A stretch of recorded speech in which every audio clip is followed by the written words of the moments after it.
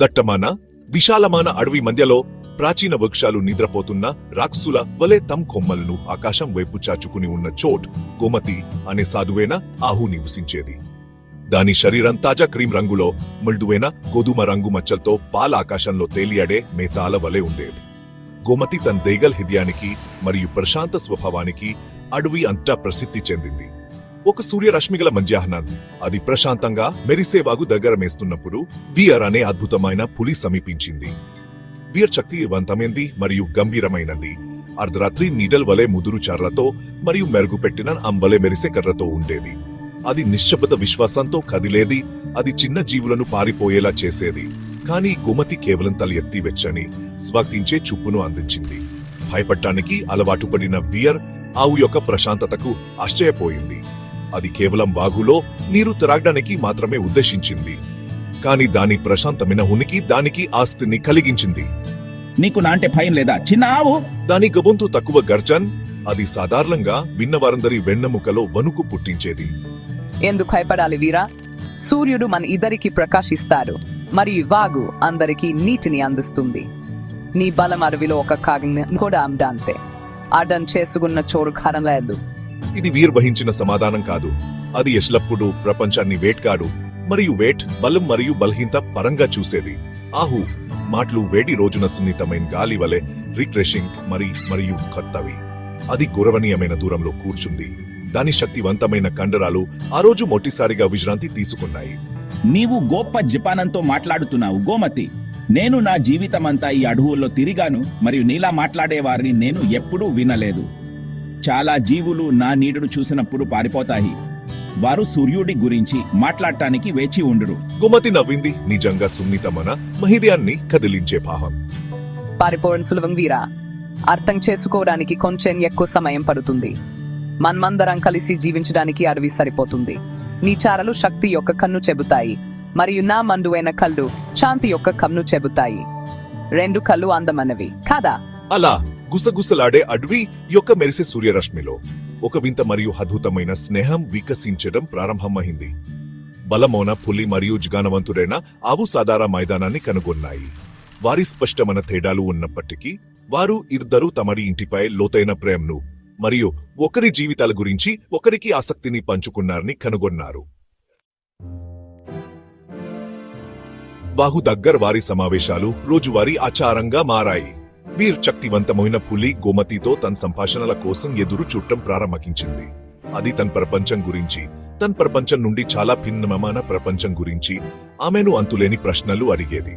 చెప్పు గోమతి, గడ్డి ఆకుపై ఉదయపు మంచు యొక్క మాధుర్యాన్ని రుచి చూడడం ఎలా ఉంటుంది? నాకు వేట్ రుచి మాత్రమే తెలుసు. అది ప్రశాంతంగా ఉంటుందా? అది ముందుకు వంగింది. దాని శక్తివంతమైన శరీరం దాని విచారణ యొక్క సున్నితమైన విషయానికి పూర్తి విరుద్ధంగా ఉంది. అది ఎమ్మవించలేని ఒక అనుభూతిని అర్థం చేసుకోవడానికి నిజంగా కోరుకుంది. ఓహ్, అది అద్భుతమైన అనుభూతి వీరా. అది తెల్లవారుజామున మొదటి వెలుగును రుచి చూసినట్లు ఉంటుంది.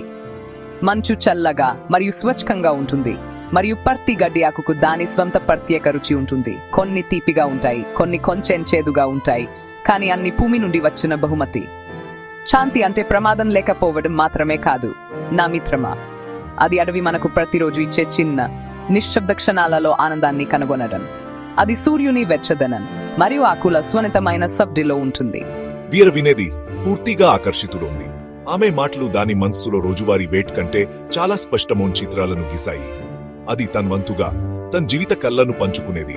పడిపోయిన దుంగలపై దూకడం యొక్క అరిల్, గాలిలో వాసనలను ట్రాక్ చేయడం యొక్క సవాలు మరియు వేట్ యొక్క నిశ్శబ్ద భాషను వివరించేది. అది హాహార్ గొల్లుసులోపాన ఉన్న గొప్ప వేటగాడగా తాను భావించే బయట గురించి మాట్లాడేది. తరచుగా ఒంటరిగా ఉండే పాతర్.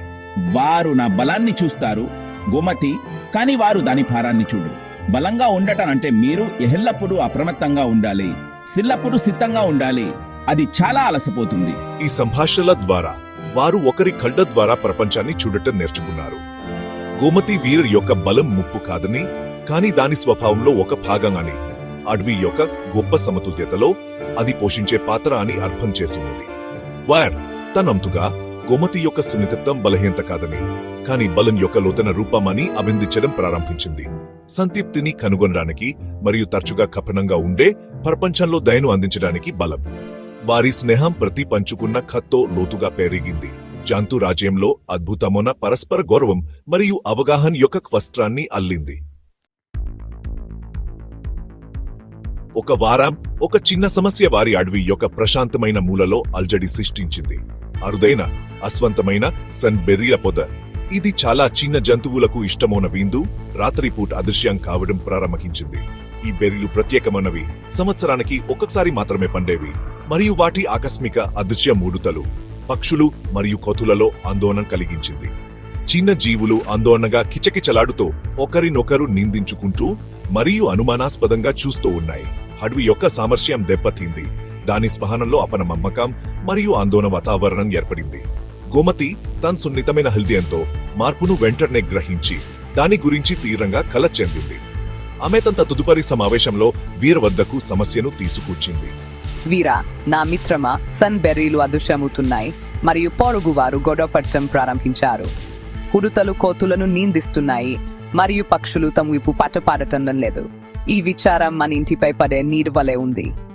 ఇది ఇలాగే కొనసాగితే స్నేహాలు విచ్ఛిన్నమవుతాయని నేను భయపడుతున్నాను. ఆమె తన పెద్ద ఆందోళనకరమైన కడ్రతో అతని వైపు చూసింది.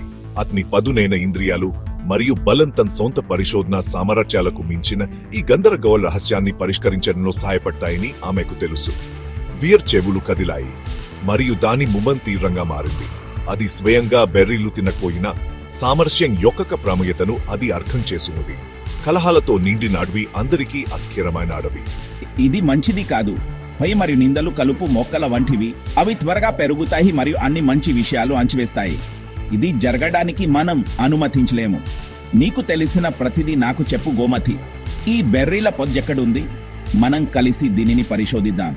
నీ జక్కానం మరియు నా ఇంద్రియాలు అద్భుతమైన బృందంగా ఉంటాయి. అసాధారణ జంట తమ నైపుణ్యాలు కలపాలని నిర్ణయించుకున్నాయి. వీర్ తన పదునైన కళ్ళు మరియు అద్భుతమైన వాసనతో డిటెక్టివ్ అవుతుంది. అయితే గోమతి తన ప్రశాంతమైన స్వభావం మరియు అడవి నివాసుల జిపానంతో దత్యవేత్త అవుతుంది.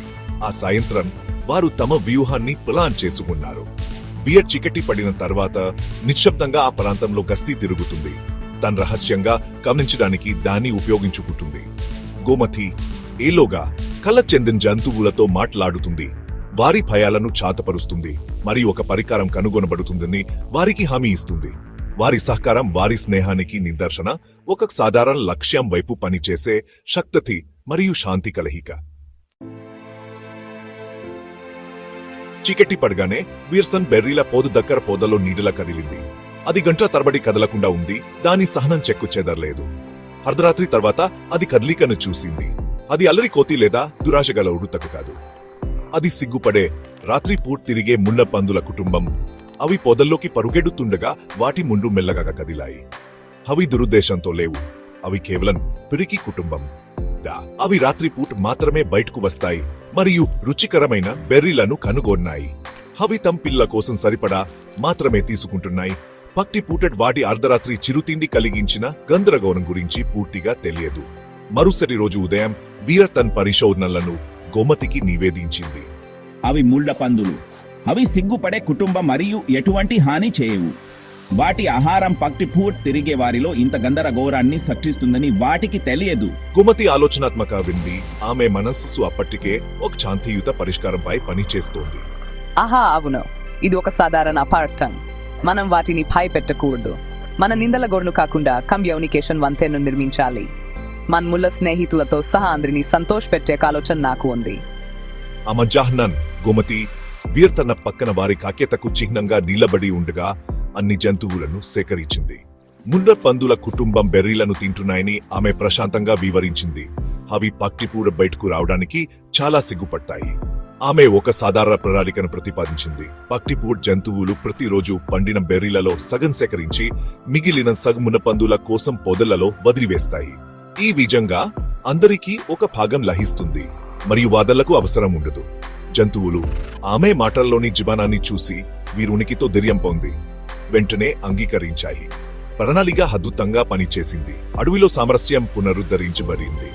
మరి కిచకిచలాడటం మరియు పడటం తరిగి వచ్చాయి. ముళ్ళ పందుల కుటుంబం అవగాహనకు కృతజ్ఞతలు తెలుపుతూ కొన్ని తమ ముందున అత్యంత ఆసక్తికరమైన ముండర్ను బెర్రిల పొద దగ్గర బహుమతిగా వదిలిపెట్టాయి. గోమతి మరియు వీర్ సంతోషకరమైన దిజాన్ని చూశాయి. వారి హృదయాలు నిండిపోయాయి. వారు బలం లేదా కోపంతో కాకుండా సహకారం మరియు సానుభూతితో సమస్యను పరిష్కరించారు. వారి స్నేహం వారి స్వంత జీవితాలను సుసంపన్నం చేయడమే కాకుండా మొత్తం అడవికి మార్గదర్శక కాంతిగా మారింది. అత్యంత భిన్నమైన జీవులు కూడా కలిసి అద్భుతమైనాన్ని సృష్టించగలవని నిరూపించాయి.